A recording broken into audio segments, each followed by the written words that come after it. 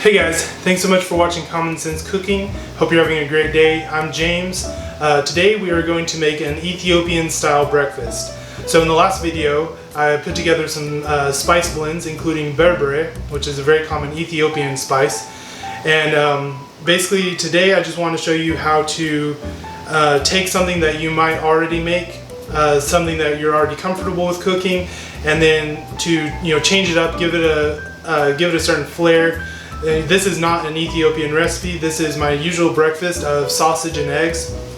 I eat 6 eggs and 3 sausage patties for breakfast on non-fasting days. I know that sounds like a lot. My body tends to work better with fats and proteins and not so much on carbs, so I eat a good heavy breakfast in the morning. I also don't like to spread out my meals very much, so I get about 1,000 calories at breakfast or a little more, and then roughly 1,000 or a little bit less later in the day. With the fasting days, I'm vegan about half the year, so maybe if you equal it out, I eat a normal amount of eggs and meat. But anyway, this isn't about my diet habits. Just I want to take what I normally make for breakfast, and with the berbere seasoning and one more thing, I'm going to show you how you can make something simple like that into a very Ethiopian feeling dish. First, I'm going to chop up an onion, and then I'll walk you through it from there.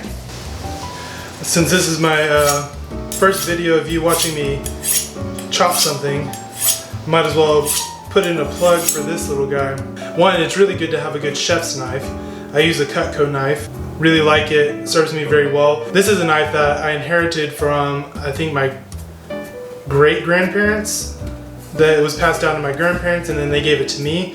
I sent it into Cutco. They're not sponsoring this or anything. I'm just telling you this story. They rehandled it for me and sharpened it for me, sent it back, and I mean it's been great. I can't believe it's lasted that long. So if you are interested in getting a good chef's knife, which every cook needs a good chef's knife, it's something worth spending a little bit extra on. You get one of these, but also get a knife honer, and it makes a world of difference. If every time you chop something, if you just do this just a few times, you don't have to sharpen it as often, and this will just keep it working really well for a while. Just gonna chop this onion.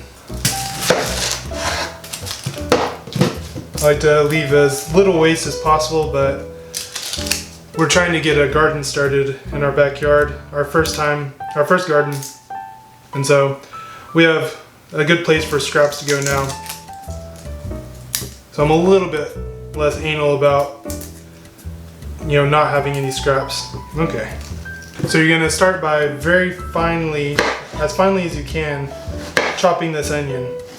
The base to a lot of Ethiopian dishes is just very finely chopped or even pureed onion. And you'll see we're just going to saute this down until it gets very brown and fragrant.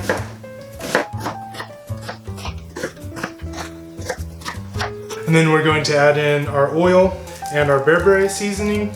Oh, and tomato puree or diced tomatoes. That base is the base of a lot of Ethiopian cooking. And so basically all I'm going to do is start with that base, cook my sausage in it, and then cook my eggs in it.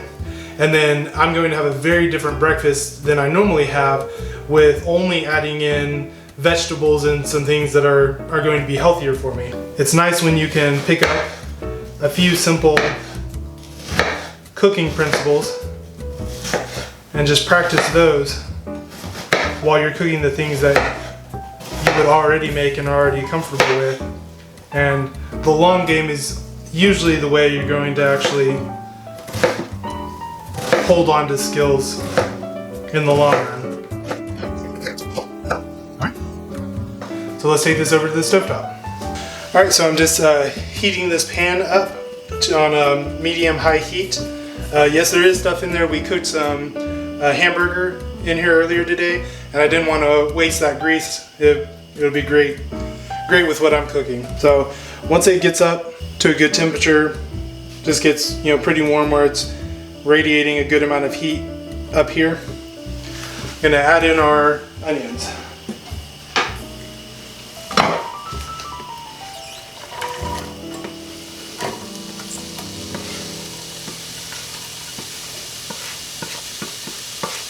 I actually would have want to have heard a little bit more of a sizzle when I put that in there, but it'll be just fine. And yes, you are going to be cooking down the onions without the oil.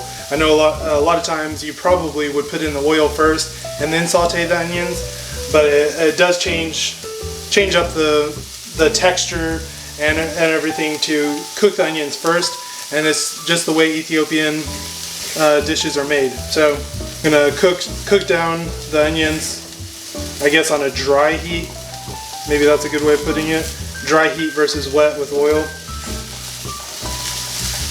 Or in a dry pan. That's probably a good way of putting it. I could probably have done 2 onions if you really want some authentic Ethiopian food. And this is pretty true of Indian food too, and probably a lot of other types of dishes.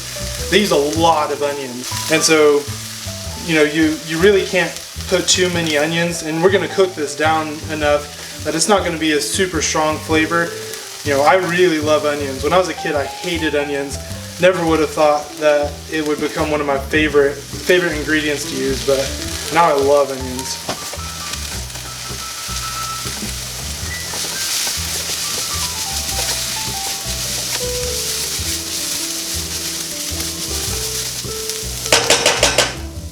Another reason you might want to invest in one of these and a good knife is when you're cutting onions. I know there are a lot of tricks for how to keep your eyes from burning.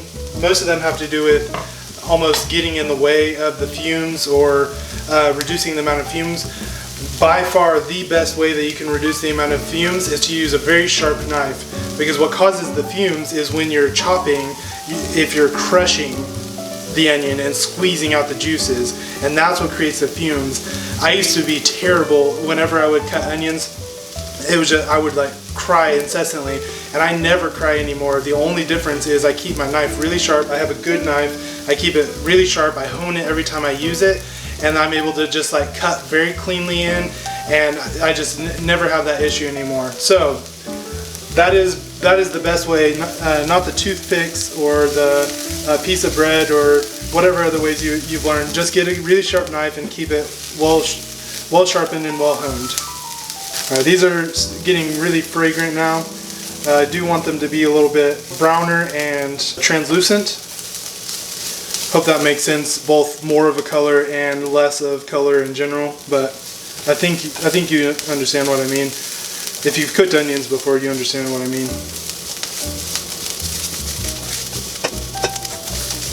I think I'm just going to move on. I have a family, you might have a family or other obligations that make it to where you can't always wait as long as you're supposed to. Now, this looks like a lot of oil. I should probably be using more. I already have a lot of fat in my diet, so I don't need to add a ton more oil. And then a good helping of bearberry. Once again, this is probably a wimpy amount if you're doing an authentic recipe, but we're not doing an authentic recipe. We're just taking a concept, applying it to what we're already doing. I don't know how many of you guys like spicy stuff for breakfast anyway, so this might be a good breakfast for dinner thing for a lot of people.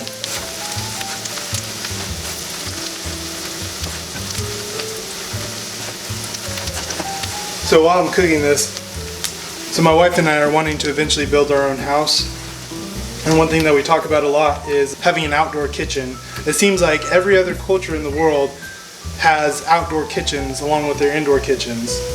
And we have a grill and we use that sometimes, but I just think for the summer, it'd be great to just never use the kitchen inside, so that one, we can save money on electric bill, but also, if you have a nice shaded covered area outside, it's just nice to be able to do your cooking outside during the hotter months, and then during the colder months, cooking inside will actually help you out and warm up the house a little bit.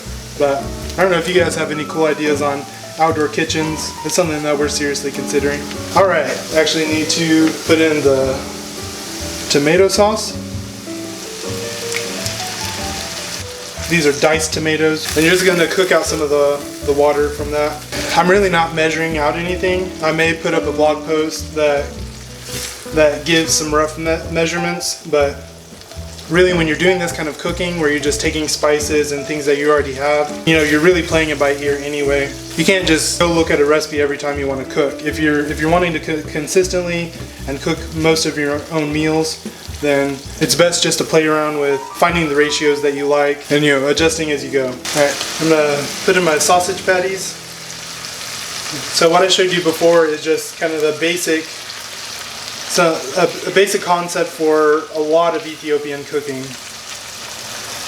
Kind of a foundational thing that if you learn, then you can just cook a lot of other things in it and it'll have a Ethiopian flair to it.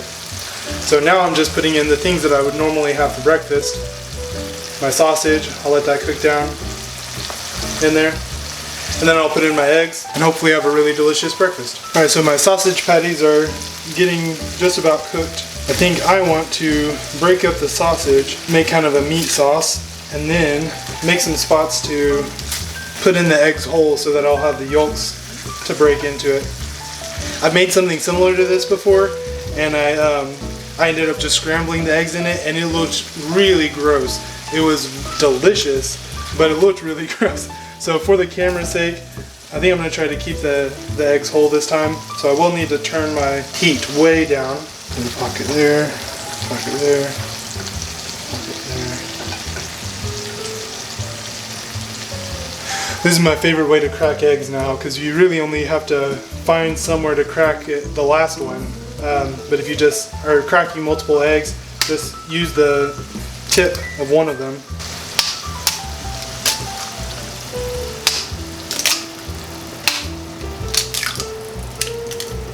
This would probably be a good place to stop. For most people, I do want to go ahead and get in my full breakfast because this might be my only meal today. Yeah, this would probably turn out to be pretty beautiful. I'm gonna add a couple more. Oops. Don't be too aggressive when cracking the eggs so that you don't have a big mess to clean up later.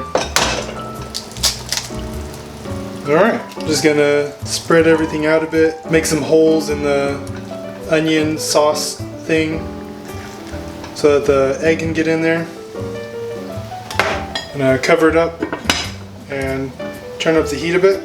When I put on the cover, you probably already know this, but when I put on the cover, that's just going to, the heat that rises is going to turn over and then help cook the top of the eggs. I'm really just gonna watch this closely and wait until I see all the clear parts of the egg turn white.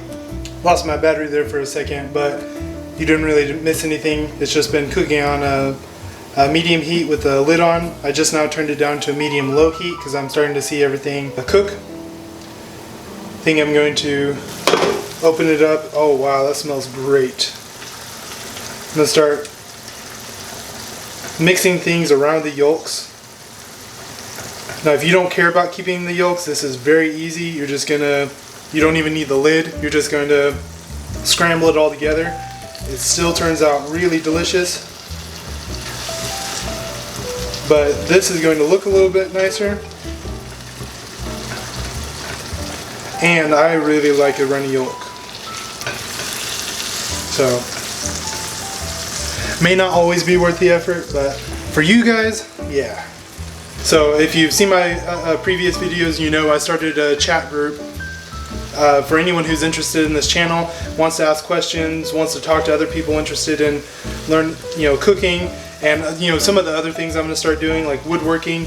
I make the caskets for my church, so I definitely want to show you guys how to make that. Just some practical, Orthodox related stuff. This is just about done. Alright.